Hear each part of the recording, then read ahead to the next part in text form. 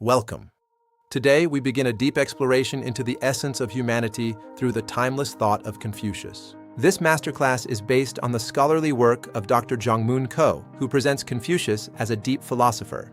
Confucius did not merely offer moral lessons, he sought to explain the very structure of human character and society. His thought provides a timeless framework, helping us understand what it truly means to become a human being. Our journey begins with a profound and unsettling question. Are human beings born humane, or do they become so? This inquiry into whether humanity is achieved through learning has echoed across countless civilizations for centuries. Why do some people become corrupt when they gain power, while others remain compassionate even in great hardship? To explore these questions, we must travel back more than 2,500 years to a turbulent era in history. In the 6th century BCE, China was experiencing deep political turmoil as the Zhou dynasty's authority began to weaken. Historians refer to this chaotic age as the Spring and Autumn period, where regional lords competed violently for power. During this time, war became routine, and political authority was determined solely by military strength and force. Social order was collapsing. While aristocrats pursued luxury, ordinary people struggled daily just to survive. In this age of chaos, moral values seemed to disappear, leaving a void in the heart of the society. Amidst this chaos, one thinker began asking a different question about human nature and its potential for good. That thinker was Confucius. He was not simply offering political advice, but searching for the essence of humanity. Confucius asked a deeper question that resonates still today. How can a person become truly human? His answer was surprisingly simple yet profound. He believed that humanity is achieved through the process of learning. Confucius believed human dignity is not completed at birth, but formed through continuous learning and self-cultivation. For him, learning was the vital process through which a person matures and eventually becomes fully human. He once famously said, "To learn and to practice what is learned regularly, is this not a joy?" This joy is not merely about studying facts, but about the deep satisfaction of inner growth and understanding. Confucius saw 3 dimensions in learning.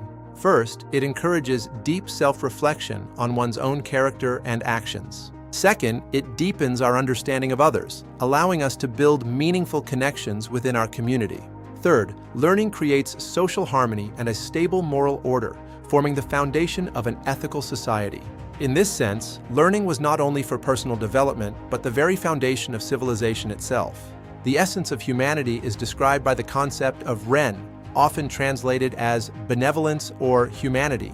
Ren represents the ability to recognize the dignity of others and to live with them in mutual respect. Confucius expressed this as a universal principle: do not impose on others what you do not wish for yourself. This profound statement later became recognized as a universal moral principle across many different cultures and eras. Confucius's approach to education was revolutionary. He opened his school to everyone, regardless of their social status. The sons of farmers and merchants were welcomed equally, as long as they had a sincere desire to learn. One day, a poor student asked if he could still learn. Confucius responded with remarkable and clear conviction.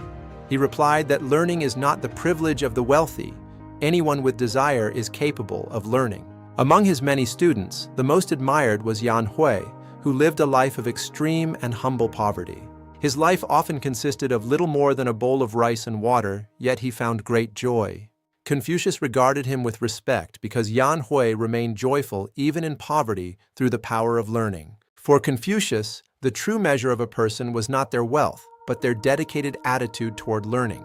The core message is clear: human dignity does not come from power or wealth, but begins with learning. Learning makes a person humble and deepens their understanding, ultimately liberating the human mind and spirit.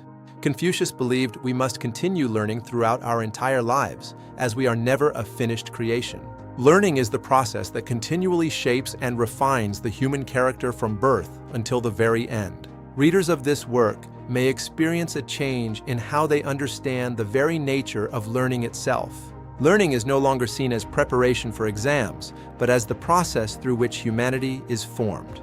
The concept of Ren offers a new framework for respect, empathy, and ethical interaction with every person. It changes how we view our relationships, building bridges of understanding through mutual respect and shared dignity. A powerful question begins to emerge in our hearts. What am I truly learning in my life? This question often becomes a turning point, leading to profound personal growth and a deeper sense of purpose. Confucius offered a simple but enduring idea: the noble person is someone who never stops learning. His words still resonate today, reminding us that our growth as human beings is a never-ending journey. In our modern age overflowing with information, genuine humanity sometimes feels more difficult to achieve and maintain. That is why the ancient question of Confucius remains so deeply relevant to our lives today. His answer to how we become truly human remains elegantly simple: learn, reflect, and then practice. Through these 3 steps, we transform our individual lives and build a better world for everyone. Learning transforms the individual, and transformed individuals are the ones who truly change the world. Let us carry this wisdom forward and continue our journey toward becoming more fully and deeply human. Thank you for joining us in this exploration of Confucian thought and the path of lifelong learning. We invite you to read the full work by Dr. Jongmoon Ko to further your philosophical journey. Discover more wisdom through these related topics. Fabri is Confucius, Fiber philosophy, Abri learning, Abri humanity, Abri education, Ad Dr. Jongmoon Ko. Search for Confucianism, Ethics of Ren, Lifelong Learning, Moral Philosophy, History of Education, Dr. Jongmoon Ko Books. Contact Dr. Jongmoon Ko, James Ko, at k90391198@gmail.com. Thank you for your attention and pursuit of wisdom.